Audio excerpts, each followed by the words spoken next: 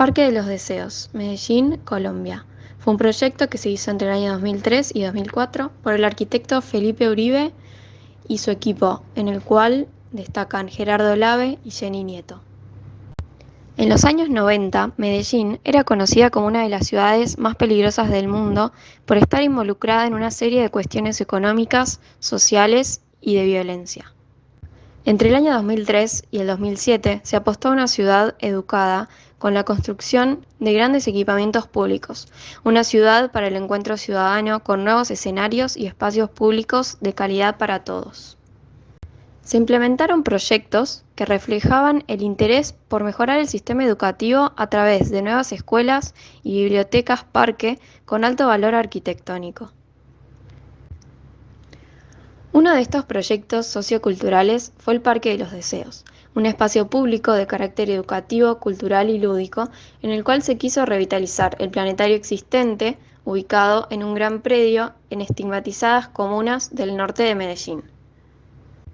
Este gran predio se conecta con los distintos hitos de la ciudad a través del eje educativo y cultural que la atraviesa. En esta planta lo que intentamos hacer fue marcar las distintas zonas de acción del parque. Pudimos detectar tres tipos: zonas activas en rosa, zonas estancas en celeste y una zona de transición que está en naranja. Las zonas activas se encuentran principalmente en el perímetro del parque, sobre todo por la circulación peatonal que hay. Las zonas estancas son zonas que detectamos que estaban inscriptas dentro de algunos límites que están marcados por el mobiliario. Y las zonas de transición son zonas que depende del momento del día, depende de la actividad que se esté llevando a cabo en el parque, son más o menos movidas, tienen más o menos actividad. Entonces, esto depende mucho de cómo se están dando los límites dentro del parque, cuál es el uso, y se relaciona con la planta de los límites y con la planta de la concentración de gente que estuvimos armando también. En esta planta indicamos los distintos tipos de límites que pudimos detectar dentro del parque. Detectamos de tres tipos. Primero, los límites construidos en cuanto a arquitectura están marcados en celeste y son los edificios. El edificio existente del planetario y el edificio nuevo que se construyó para la casa de música. Si bien estos límites son permeables porque son espacios donde se desarrolla actividad, sí generan como un bloqueo a nivel de circulación en la planta. El segundo tipo de límites son los límites del equipamiento. Entonces, en esa categoría indicamos mobiliario, las líneas de mobiliario que se encuentran principalmente en el este, al norte y en el suroeste, con estas tiras de bancos que se empiezan a armar. El sector del arenero y del lavapiés en la zona oeste, y los espejos de agua alrededor del planetario en la parte del norte. Un tercer tipo de límite que descubrimos fueron los límites visuales. Detectamos en esta categoría todos los árboles que están plantados en el perímetro del parque y los pusimos como límites visuales porque, si bien se piensa que a futuro esos árboles van a crecer, actualmente son muy jóvenes y las copas de los árboles quedan muy bajas. Entonces es muy difícil ver a través de esas copas de los árboles hacia adentro del parque.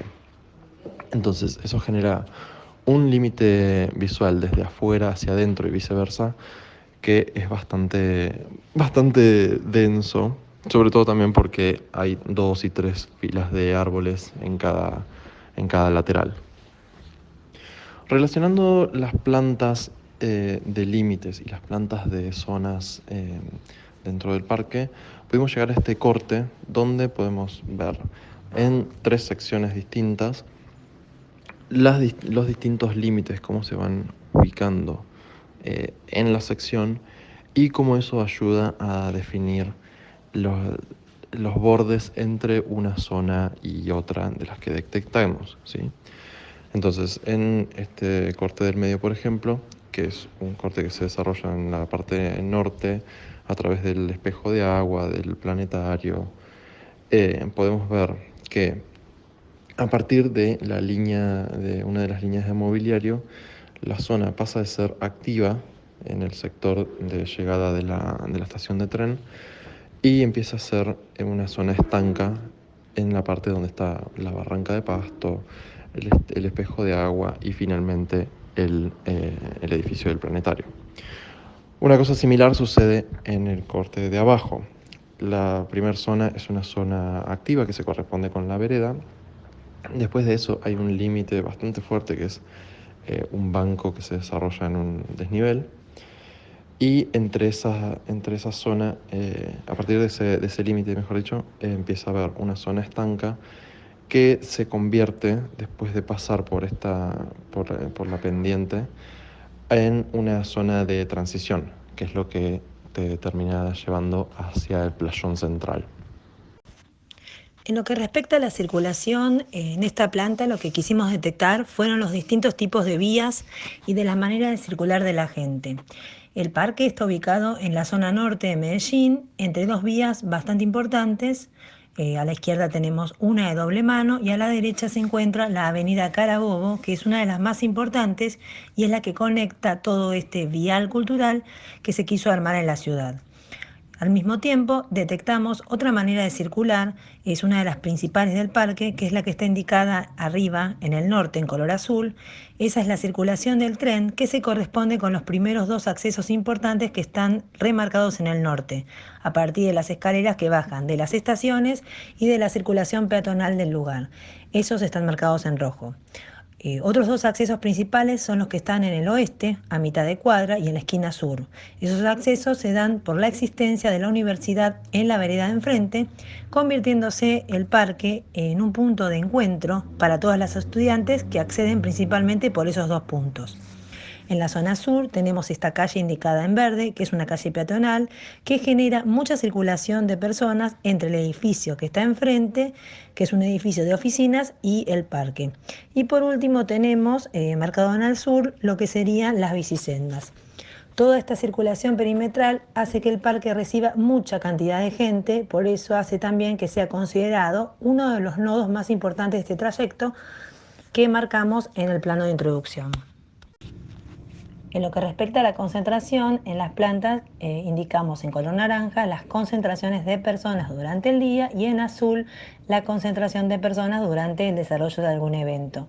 Entonces, durante el día podemos ver que la principal circulación de gente se da en el perímetro, en la calle peatonal que se encuentra en el sur, viniendo desde el norte, cerca de los accesos de las vías del tren y también depende del horario en el sector de la casa de música y en los sectores más de sombra, que es donde se encuentran los árboles del lado oeste y las tiras del mobiliario, que se encuentran en los extremos del parque. Esto se da principalmente porque al ser una plaza seca no hay lugares con mucha sombra ni de resguardo, prefiriendo a la gente juntarse en estas zonas arboladas, quedando la zona del medio como muy despoblada. A la noche pasa exactamente lo contrario, empieza a haber mayor circulación de gente en los laterales porque muchos salen a realizar deportes, a caminar, pero también hay mucha concentración de gente, sobre todo en el centro de la plaza, donde por lo general la actividad principal es ver películas, escuchar noticieros por la pantalla gigante, incluso recitales en el playón. Eso se usa mucho para este tipo de eventos masivos, mucha actividad en el patio de comida porque cierran tarde y la gente también utiliza los sectores de mobiliario.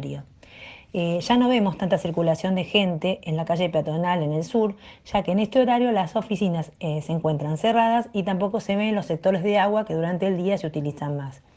Además, en el último tiempo, después de la revolución más importante que hubo en Colombia, este parque empezó a ser utilizado para mayor concentración de gente, para organizar manifestaciones, reclamos contra el gobierno.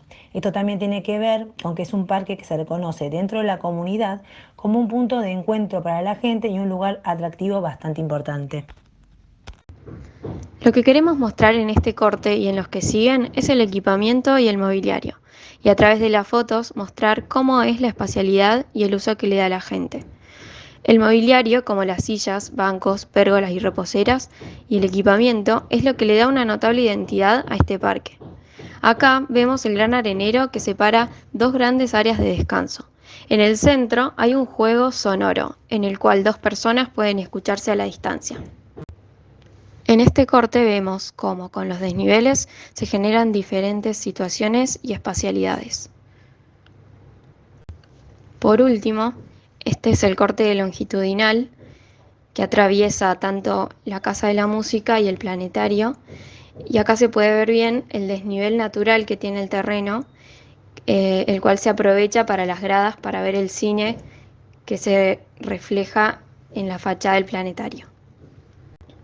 También podemos ver acá este gran espejo de agua que está abajo de la fachada del planetario y las pequeñas fuentes de agua que utilizan los niños para refrescarse en un día de calor.